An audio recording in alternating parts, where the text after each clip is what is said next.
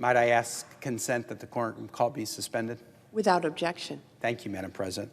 I rise today to talk about a crisis in our military leadership driven by one of my Senate colleagues' decision to place a blanket hold on now more than 250 apolitical nominations of senior military officers. The senior senator from Alabama has done so.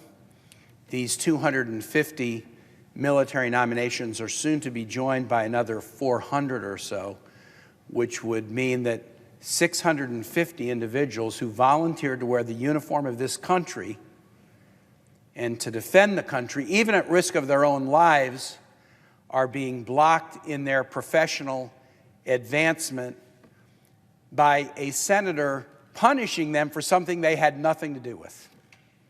Nothing to do with.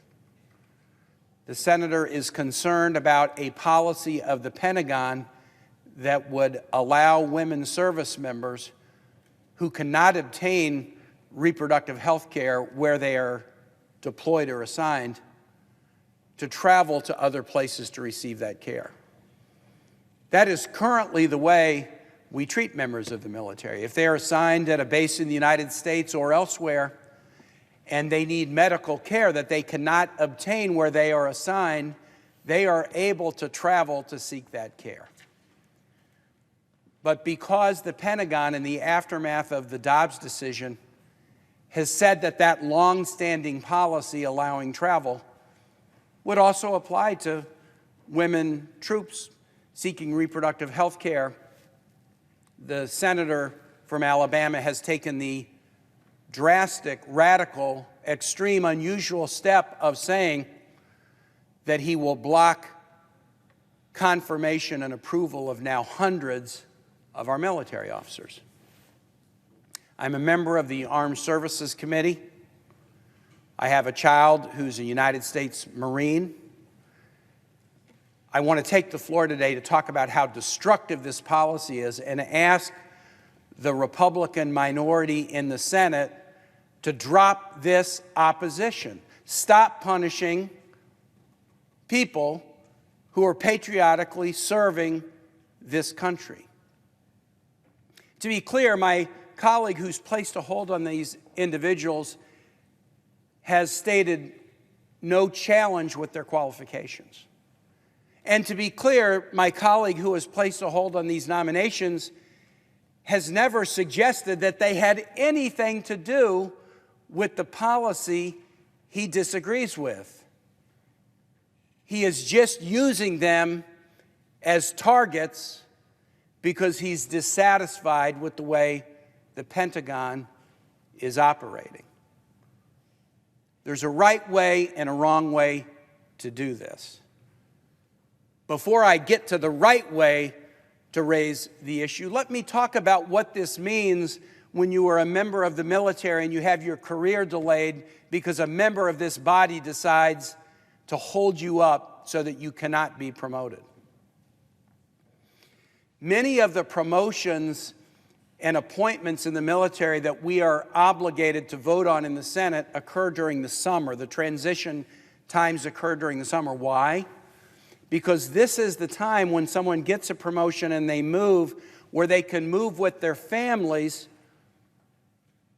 sometimes across the country, sometimes across the world, at a time when they can then maybe look for a new place to live or a new school for their children to attend. When you are held up in a promotion or advancement, you don't know what to do. You might have sold a house, but you don't yet have orders where you can take a new position. Your children might be in a school, but you're not yet sure what you can do to try to find the next school they should go to. Remember, these senior military officers, many of them have deployed not once or twice or moved 3 or 4 times in their careers. They've moved dozens of times, 5, 10. We had a military leader before us recently whose family, during the course of his career, who was up for one of these positions that's being blocked, has moved 20 times. It's not easy on the family to do that. And blocking them from planning and moving and accepting an appointment is not just keeping them from an advancement that they have merited, that they have earned, but it's also hurting their families. What have they done to deserve it? I mean, they volunteered to wear the uniform of this country. They volunteered to risk their lives for this country. Why do they deserve to be punished? Why do they deserve to be disrespected? Why do they deserve to have their careers blocked? Let me give you an example of a couple of the people, the positions that are being blocked by this. As of Monday, for the first time in 164 years, the United States of America does not have a confirmed commandant of the Marine Corps. The proud Marine Corps is lacking a confirmed commandant for the first time since the 1850s. That interregnum was caused because of the death of a commandant when there was no successor confirmed. So obviously there was a brief period where there's no confirmed commandant. This one we've been seeing coming for months. General Berger had an announced retirement date that was Monday. There should have been a commandant in place, and yet there is not a confirmed commandant because of this block. Eric Smith can't take over as commandant of the Marines. It impacts the Marines' ability to develop and implement long-term plans and policies, and it's especially damaging because, as those of us know who've been on the Armed Services Committee and working with our Marines, they're in the midst of a force design transformation that is midstream right now. We don't need a gap in leadership in the Marine Corps. It goes deeper in the Marine Corps. Forgive me for being a little Marine Corps-centric with a Marine in the family, but it goes deeper in the Marine Corps. The hold is also impacting the leadership of the 1st Marine Expeditionary Force, which is in California, and the 3rd Marine Expeditionary Force based in Okinawa, Japan. The 1st Expeditionary Force is the Marine Corps' combat power focused on the Indo-Pacific. We're spending all this time talking about the challenges of the Indo-Pacific, the challenges of China, but the leadership of this critical Marine Expeditionary Force is now not in place because of this hold. The 3rd Marine Expeditionary Force is our stand-in force that would be called upon if there were any challenges in the first island chain in the Indo-Pacific. So these holds are affecting these critical units just in the Marine Corps, commandant, and the leadership of key expeditionary forces that the nation needs for defense and to protect allies. I've been working, Madam President, on a really exciting initiative of President Biden, the AUKUS partnership that would combine the military capacities of the United States, the UK, on Australia to do submarine construction and other work. These are nuclear subs managed by naval reactors.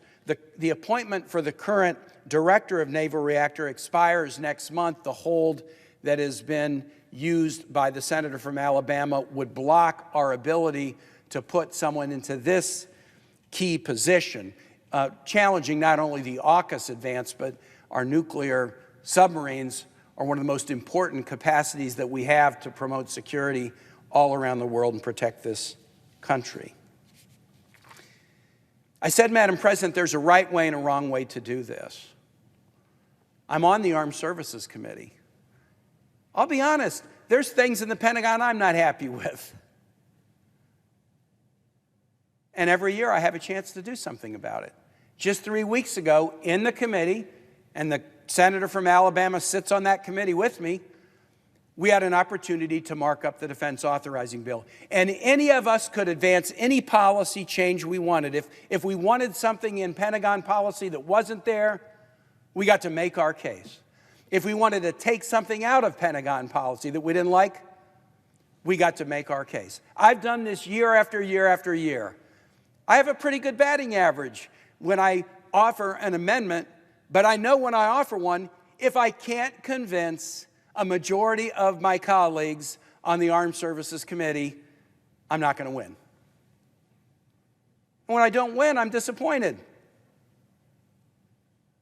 But never would it even occur to me to offer an amendment to my committee colleagues, to fail to persuade them, and then take my disappointment and use it as a weapon to block the promotion of hundreds of military officers.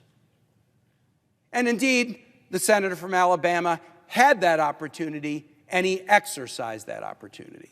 In the debate, we had a very full debate. Every member gets to offer any amendment they want, and there was an amendment specifically drawn and designed to change the Pentagon policy with which he disagrees. He lost the amendment vote. He lost the amendment vote. He couldn't convince a majority of the committee that this was a Pentagon policy that should be changed. That's the right way to go about this. If you don't like a Pentagon policy, convince your colleagues on the Armed Services Committee, convince your colleagues in the United States Senate to change the policy. But if you fail, if you fall short, if you're not persuasive enough to convince your colleagues to change the policy, that's on you. When I lose amendment votes in the committee, I don't take it out on people who've had nothing to do with the policy.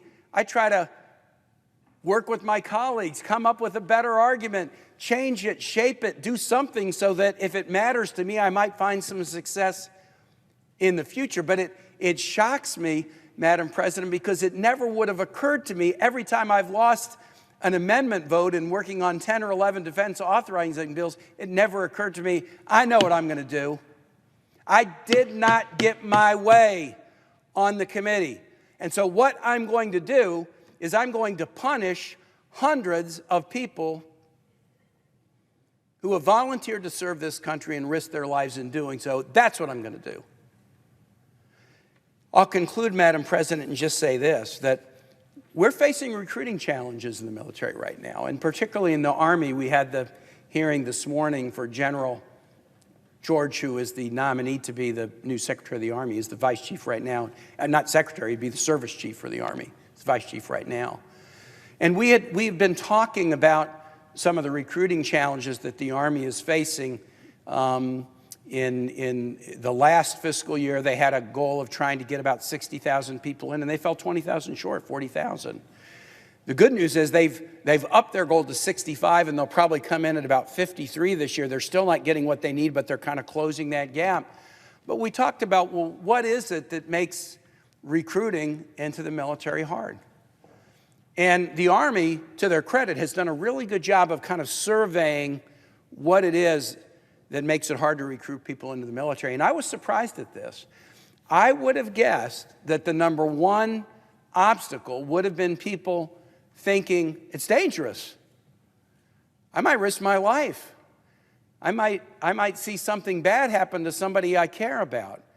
But you know, Madam President, that wasn't the top goal. People coming into the military, they're patriotic, and they're willing to be patriotic even to the point of risking their lives. The number one reason that was cited by people for being reluctant to join our volunteer military, just celebrated 50 years of being an all-voluntary force, is their belief that if they do so, they will have to put a lot of their life on hold.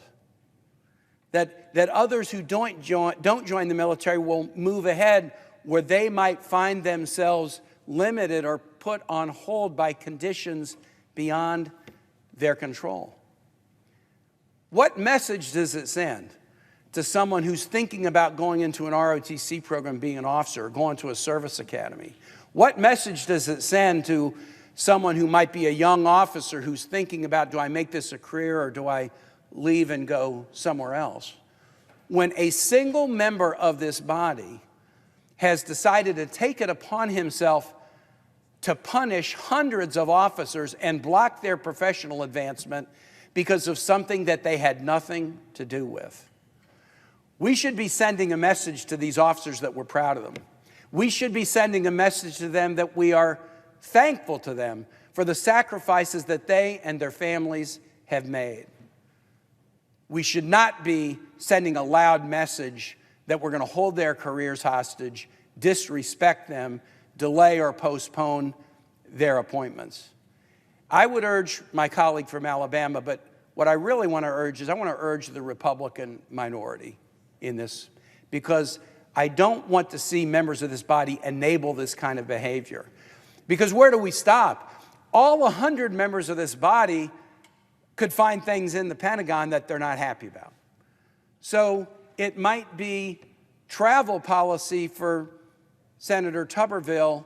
It might be cluster munitions for someone else. It might be whether the military is doing enough to battle sexual harassment for somebody else. We can all find things in the Pentagon that we're not wild about. And to the extent that we do, we should be trying to persuade our colleagues to make the policies better. But when we make that effort in good faith and fall short, the last thing we should do is take our own disappointment out and punish people who are serving this country who've had nothing to do with the policy we disagree with. And with that, Madam President, I yield the floor and note the absence of a quorum. The clerk will call the roll. Ms. Baldwin.